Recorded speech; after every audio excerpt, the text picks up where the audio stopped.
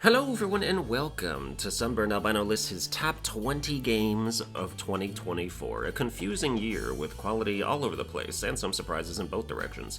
There were bad-looking games that turned out to be good and good-looking games that turned out to be bad. I think overall 2024 doesn't compare to the better quality of 23 or 22, but at least it's not 21.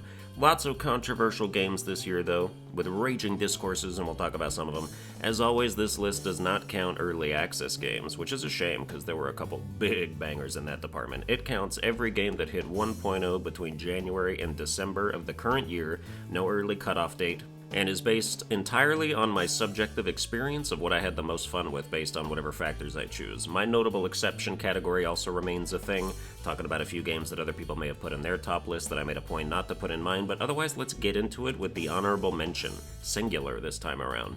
Honorable mention, Palworld. Despite still being early access after launching in January and thus not eligible for my 2024 list, to me Palworld deserves special mention because not only did it completely take over the industry initially, breaking records on Steam even while being free on Game Pass, but their new biggest update yet launched recently this December and enhanced and revamped so much stuff that the fever is being caught all over again. Quality of life was the name of the game, improving basically every aspect of the entire functionality of Palworld. New weapons, new gear, new pals, new conveniences, new custom options, new areas, better graphics. Everything's been touched to the point of orgasm since the game's debut almost a year ago. And not even a petty, jealous lawsuit from Nintendo can stop them from showing Pokemon how it's fucking done out here. It's crazy to think how obsessed so many of us were with Palworld when it first launched as what it was, only for it to now be a better game by every single conceivable metric. They even added a randomizer. It's chaotic as hell, but it's fun to nab a lucky level 5 Yormantide Ignis and have tier 4 kindling before you've even established a base.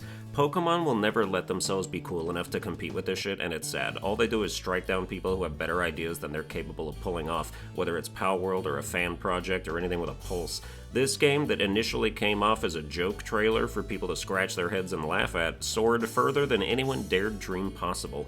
If it was 1.0 this year, it would be my still close but decisive Game of the Year pick, no questions asked. But Palworld still has room to grow, despite doing so much already, and next time we talk about it in a top 20 video, I expect even greater things. Now for the real top 20. Number 20, Bloons Tower Defense 6. Okay, maybe real is a strong word. Bloons TD6 got ported to PlayStation this year. Normally that still wouldn't count for anything, but the only reason it's here is because I ran out of time to play other things that were on my list of potential top 20ers. Due to budget or time constraints, I never got to play Final Fantasy VII Rebirth, UFO 50, Neva, Nine Sols, Rivals of Ether 2, or enough Animal Well to actually place it somewhere. So instead, we have Bloons, which is a great game to play when you don't want to play anything else. It's a crutch game, for sure. Why get 2 hours further into your favorite single-player narrative when you could just hop on Bloons and put barely a dent in the absurd grind it takes to amass enough monkey money to unlock anything? This game is the definition of pay-to-win. There's literally a double cash mode you can buy for $18 that permanently doubles the amount of money you get from popping Bloons in-game to buy towers and upgrades with, and a lot of the most powerful tower upgrades are nigh unaffordable if you don't have it on. So what's good about Bloons TD6? It's just really fun. It's fun to try out different combos and find optimal setups for balloon poppage. It's satisfying to unlock upgrades and put points in the monkey knowledge trees to permanently buff certain aspects of stuff, and it's just one of those games that over time you'll amass hundreds of hours in that could have been spent doing anything else. Number 19, Killer Clowns from Outer Space. I've kept up with the many Friday the 13th likes that have come out since the titular experience was a fun, janky mess with friends 7 years ago. We've had Predator, Evil Dead, Texas Chainsaw Massacre, and now Killer Clowns from Outer Space fill in that asymmetrical multiplayer horror niche, and Killer Clowns does a passable job. It's 3 clowns versus 5 survivors, I believe, been a long time since I played it, and the clowns attempt to capture and kill the escaping humans as they try to collect escape items and fly the coop. In this game, though, the humans can fight back, pretty capably, and a group of well-coordinated humans can actually bully the clowns mercilessly since they have a long respawn timer. Games like these will never stand the test of time. You'll enjoy it for a week or two before you're over it, but it was fun while it lasted. Number 18, Biomorph. The closest game this resembles is probably Hollow Knight, but if Hollow Knight is a 9 or 10 out of 10, this game is a 7 or 8. You've got the 2D Metroidvania action with the added ability to transform into the enemies you kill after you kill enough of them, utilizing their abilities for traversal, puzzle solving, and combat, which feels pretty nice most of the time. Decent bosses, decent levels. It's a decent game that has less than 500 reviews on Steam, so check it out if it sounds interesting. Number 17, Another Crab's Treasure. Souls-likes had another eventful year as they always do nowadays, and Another Crab's Treasure taps into that gameplay to deliver a more cartoonish take on it. They should absolutely be lauded for the shell system. Having a bunch of different shells you can crawl into to get different stats and abilities is super compelling. The parrying feels nice, but the combat itself is wrapped in a certain level of jank that will occasionally be frustrating. It's a stiff, almost laggy feeling to the combat, and while it can be gotten used to, it still permeates the experience. That said, I appreciate when a game is not afraid to give you OP builds to work with that are super fun to steamroll the game with, and about halfway through, if you've been exploring everywhere and super buffing particular stats, you will reach a level of undefeatable that is a nice change of pace for a genre like this. Number 16, Stellar Blade. Can we be real about this game being just decently good? You'd think this game was the second coming of Christ for Gooners. Like, congrats, the industry finally gave you a hot chick protagonist, but her game is just alright. The combat gets super mashy, especially toward the end when you're just spamming your beta skills and doing barely any damage anymore, but before that happens, there's a good amount of style and sleekness to the fighting. Personally, I'm tired of post-apocalyptic backdrops, though. You've got this beautifully rendered lady and the artistic capacity for breathtaking environments, and you choose to put 90% of the game in a wasteland or a sewer. Like, congrats on being sexy, Eve. Now go traipse through the muck for 20 hours. The boss fights are flashy, especially the finishing blows on some of them, and the soundtrack is cool, but the story's whatever. It's a mixed bag, but I still recommend checking it out if you haven't. Now for our first notable exception, in no particular order. Notable exception 1, Rise of the Ronin. I like Nioh, more than most people probably. I have played and enjoyed a lot of Team Ninja's catalog, from the Nioh games to Wolong Fallen Dynasty, but when you take that formula and go open world with it, I'm less interested, and that's what Rise of the Ronin does. It's like Wolong meets Ghost of Tsushima, which doesn't sound bad, and you may very well like that, but I just couldn't do it. And something about the combat felt worse, but I'm not really sure how to articulate it. Back to our top 20. Number 15, Call of Duty Black Ops 6. I haven't enjoyed a Call of Duty game in years, but Black Ops 6 delivers a package that gets pretty close to reminding me of the glory days of World at War, Modern Warfare 2, and Black Ops 1. Round-based zombies is back, crazy that that's even a designation that has to be categorized now, and multiplayer is a good fun time. I found guns I like using, and even though most of the maps suck, a criticism that's probably been levied at every Call of Duty game since the dawn of time, with varying levels of justification, getting on there with friends and shooting the shit while shooting some shit was worth the $0 I paid for it being on Game Pass. Number 14, Super Mario Party Jamboree. This is like a mishmash of two previous attempts at a Mario Party game that never should have needed to happen. Super Mario Party and Mario Party Superstars had sexual intercourse to produce a jamboree that fixes problems from both parent games but isn't perfect either. It fixes Super Mario Party's initial lack of online boards, and it fixes Mario Party Superstars' lack of a character roster, but it struggles a little with there not being enough good minigames. Like, it could have used 10 or 15 more and then it would be fine. Plus, it's got some side modes that nobody will ever touch. Mario Party is a magic that constantly needs to be recaptured, and not every game does it, but Jamboree does a pretty decent job, decent being the word of the day until we get higher on the list. Number 13, Core Keeper. Released in 1.0 this year, Core Keeper does some Minecraft Terraria shenanigans and brings it top-down underground in a way that I like. The skill point system is super bare bones and pointless, but the gameplay and survival is worth the plunge, as you explore different biomes and fight bosses to get stuff done. It's a good itch-scratcher if you're sick of older versions of the same kind of thing. Some people will be like, why don't you just play Minecraft or Terraria? Because those games are old as shit now, and this is new content. Number 12, Chained Together. I know this is like a haha funny streamer ragebait game, but it's so much fun, even solo, that I'm upset it was snubbed for Best Multiplayer at the Game Awards, or any kind of awards. Games like this are proof that fun wins out and nothing else matters as much as that, but it also taps into the extremism of both sides of the emotional spectrum. You have your triumphant, holy shit, we just did that moments, and your what the fuck is the matter with you, why did you jump there moments. Roller coasters are fun, and this game is a roller coaster. Number 11, Balatro. Every now and then a game pierces the veil and finds the attention of people who otherwise don't really play video games, and that's what Balatro's Joker Poker has done since coming out on mobile a while after its Steam launch. It's basically poker if poker was solitaire, and solitaire was a roguelike with a bunch of collectible jokers that do random effects to your score multiplier. As someone who enjoys poker and roguelikes, I'm still not addicted to it like a lot of people are, but I recognize it as a fun time and gave it a couple dozen hours before moving on to other things. If Candy Crush is for moms, Balatro is for dads. Not that women can't also enjoy it, but like it's a generalization based on observable patterns, you get what I mean.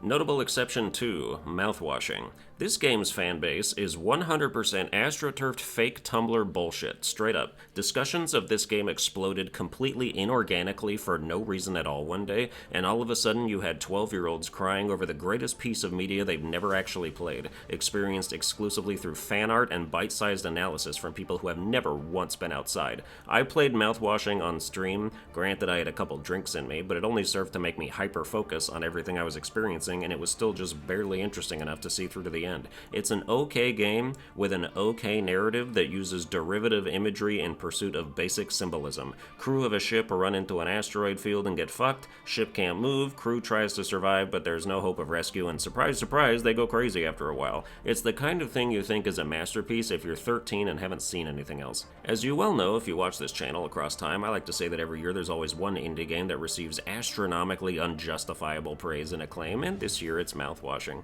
Back to the top 20 again, now down to the top 10. Number 10, Angerfoot. If anyone remembers my high praise of Neon White back in 2022, this is a game that checks some of the same boxes. A fast-paced, level-based speedrun FPS, only this time the kicker is your feet. You do a lot of kicking, and can collect different shoes that do different things, like multi-kicks, or explosive kicks, or anti-gravity kicks. Go through the levels, complete challenges, earn stars, beat your best times, and just have fun, man. Again, fun is the name of the game with my lists. I almost always prioritize that above all else. Number 9, Outlast Trials. Another 1.0 hitter this year. Outlast Trials started out pretty bereft of content, but the core concept was still engaging, and now in 2024 there's content galore in this multiplayer horror stealth objective-based game. Get good ranks on missions and level up your character to get perks and better gear, and Outlast Trials is a crazy idea that just works for some reason. More fun with friends than solo, but I'm glad this exists, and I hope more things like it start getting made. Like, obviously multiplayer horror has been exploding lately with Phasmophobia and all its ripoffs, but Outlast Trials has found another unique formula that I hope gets more iterations. Number 8, Unicorn Overlord. All the flexibility and themes of Fire Emblem with an RTS and auto-battler backdrop, Unicorn Overlord mixes some cool things together to create a super robust RPG spanning a huge map of missions to do and characters to either kill or recruit to your side. Versatile classes, formation bonuses, equipment abilities, everything you'd want to tinker with in a game like this you can, right down to creating your own mercenaries from scratch. I played this game for 20 hours and I don't think I even got a third of the way done, but time waits for no man and it was lost to the backlog of new games I had to keep up with that I still failed to. I do want to revisit this when I can, though, and my opinion of it is still high. Number 7, Me-Side. The newest hit, cutesy, psychological horror game on the market, Me-Side evokes a lot of similar feelings you'd get from Doki Doki Literature Club, but goes in a very different direction. It's basically Attack of the Killer Waifu, but I'll keep all the circumstances surrounding that under wraps so you can go in and be surprised. Like, obviously it's billed as psychological horror, so you can't be that blindsided by stuff, but it still managed to shock and terrify me. Legitimately, this is the first horror game in a long time that I played and reached a point where I didn't want to progress because the dread was too overwhelming. Like, I had to stop playing it and take a break and come back and just white knuckle it. They have plans to add a peaceful mode later on that you can do after you beat the main story that'll give you a straighter, lighter waifu simulator type experience, and honestly I would love that as a palate cleanser from the hell I went through with this lady. Notable exception 3, Elden Ring Shadow of the Erdtree DLC. It's a DLC, it's not a game. It's crazy that this even has to be debated. In a top 20 games list, an extra piece of a game does not qualify, and certainly had no business being nominated for anything at the Game Awards that wasn't Best DLC, a category that should probably start existing. Beyond that, the Erdtree DLC map was horrible to traverse, being much more vertical than the base game with nowhere near enough spirit springs to let you jump or land great distances, and half the bosses they added were just NPCs with different weapons. If they had added a built-in randomizer option for weapons, bosses, items, etc., that would have been worth the price tag, integrating the DLC content into the base game instead of keeping it so separate, but a lot of games failed to realize the value that randomizers would add to the replayability of their games, or they care too much about immersion so they don't do it because they hate fun. Shout out to the ones that do though. Monster Sanctuary, Palworld, Koromon, you're goated for this. Really, it's the creature capture games blazing that trail, Pokemon excluded, and other genres need to take note. Back to the top 10. Number 6, Marvel Rivals. Marvel Rivals answers the question, what if Overwatch had better characters and was free, and their battle passes were cheaper and didn't have a time limit to them, and all the future characters were also free, and Squirrel Girl was in it? Being such a success so soon after Concord's failure has to be a slap in the face for whoever worked on that horse shit, but Marvel Rivals looks better, plays better, and is just plain better in every way. Lots of characters are fun. I main Hawkeye and Hela, but I'll cycle through 2/3 of the DPS characters because they all play so nicely, with Magneto as my chief tank and Mantis or Luna Snow as my chosen healers. Everybody wants to do DPS, but everybody needs at least one tank and a healer they can switch to if everyone else on their team has main character syndrome and insist on going 2-12 with Iron Man somehow.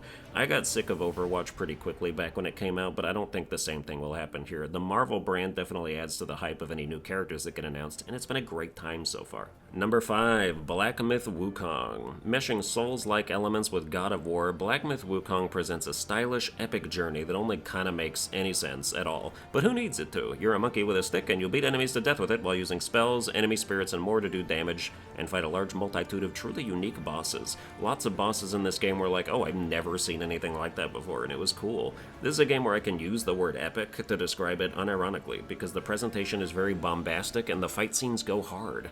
The exploration is also very deep, with many paths leading to many other paths, and when you reach the end of a chapter thinking you've explored everything, you're probably sorely mistaken. It's a long game, too. It took me almost 40 hours to find and do everything.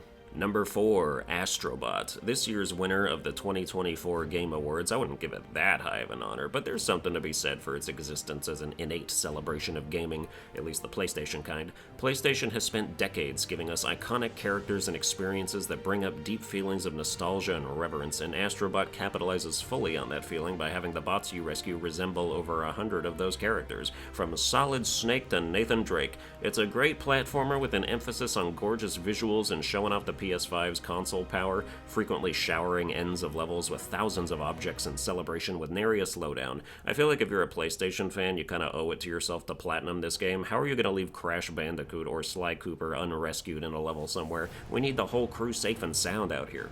Notable exception 4, Helldivers 2. I played a dozen hours or so. I just did not get swept up in this fever that so many others had when this game came out. I had more fun playing Helldivers 1, and I don't even think that's particularly good. The comedy is certainly there in a chaotic group where people are accidentally killing their teammates, or in my group's case, on purpose regularly, much to my annoyance. But even in the matches where stuff went smoothly, I just didn't find it compelling. I think some people got absorbed in the play acting community of like, we're the super troopers, and we must defend Earth for real. And then that probably helps them feel like they're contributing to a conflict as part of this massive team, but I guess my sense of camaraderie isn't that strong, because every time I did a mission and the game's like, congratulations, you have contributed 0.003% to the war effort on this one section of the map, that did not fill me with a sense of accomplishment. Back to the top 5. Number 3, SteamWorld Heist 2. This is our resident sleeper hit of 2024. I've never seen it talked about anywhere. The SteamWorld franchise has its fingers in many genre pies, with city-building games, mining games, even tower defense. But SteamWorld Heist 2, a 2D tactical RPG, is absolutely the best one I've seen them do. You've got a job system you can mix and match perks and abilities with, and the general gameplay is so engrossing and satisfying. You take turns moving and shooting on a 2D space, trying to aim the perfect shot to take out your opponents using bullets that can usually ricochet off walls and pieces of cover. Snipers have an aim line but more idle sway, while most guns have no line at all, so you're freeballing trick shots and hoping you've lined it up in just the right way to do whatever you are aiming to. Loot is found during missions that can turn into random drops, whether it's money, upgrade materials, or even special rare weapons that have powerful effects, like a shotgun that shoots rockets or a hammer that ignores enemy armor. In the overworld, you'll drive your submarine around to the mission levels, engaging in real-time naval combat with enemy vessels along the way and looting their spoils, discovering new locations and shops, recruiting new characters, and probably having an amazing time, because that's been me basically from the jump. SteamWorld Heist 2 gets better as it goes along, and I've been hooked. This is probably the biggest recommendation I can make this year to anyone who likes tactics games. Number 2, Indiana Jones and the Great Circle. I may never have been so wrong about a game before. I think a lot of us were looking at the trailers of this first-person Indiana Jones game and just not seeing the vision, but hearing a reviewer mention Hitman as one of the things the gameplay reminded them of filled me with a little sliver of hope that has since exploded into a full ray. It's a first-person action puzzle-solving thing, where combat is secondary. After the first mission, you get dumped into this small open world that feels kind of like a more open-ended invented Dishonored level, and then the Hitman thing of like, you can wear this disguise to access this restricted area and steal shit or stealth take down these enemies is a very apt description. If you get in combat in a place you're not supposed to, they call the whole squad over and you can leave a giant pile of bodies in your wake, just like Hitman 2, provided you can beat them all, which is a tall order, but there are ways to take on overwhelming odds if you have the stamina for it. Obviously, it's easier to either sneak by dudes or take them out one by one, but you do also get a gun and can pick up other guns off certain guards to play it more soldiery. Each open world thing is like a playground for you to explore and solve every mystery you can find, engage in side quests, find skill books that teach you new stuff or enhance stats, locate artifacts, and the more you do, the more points you get to spend on perks. They made the stealth very forgiving, like ridiculously so, probably because the penalty for being spotted in a place you're not supposed to is so harsh, but like enemies are straight up deaf. You can sneak up on a guy and break a baton on the back of his head, and the guy 5 feet away facing the opposite direction doesn't hear a thing. It also takes them a long time to spot you because their awareness meter has to fill up, so you can literally swap between two covers in front of a guy and he's like, huh? Maybe hardcore players won't like how broken stealth is, but it's so much fun, the whole game is. It's just playground after playground of being Indiana Jones and doing cool shit.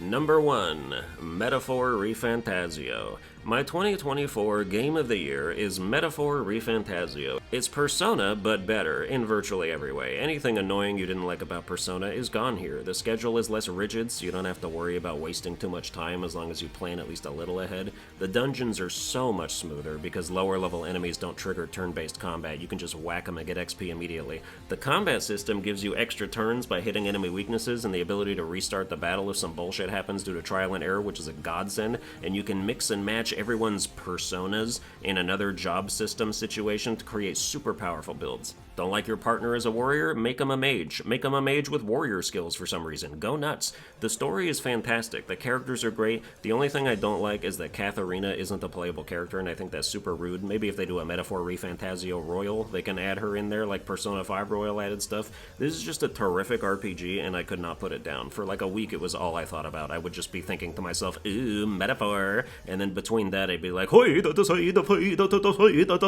soundtrack is amazing. This game is the whole package. But that's going to do it for this video. I hope you enjoyed it. If you did, you can like, share, and subscribe. Watch all my other videos to raise your eloquence to rank 5, and I'll see you guys next time.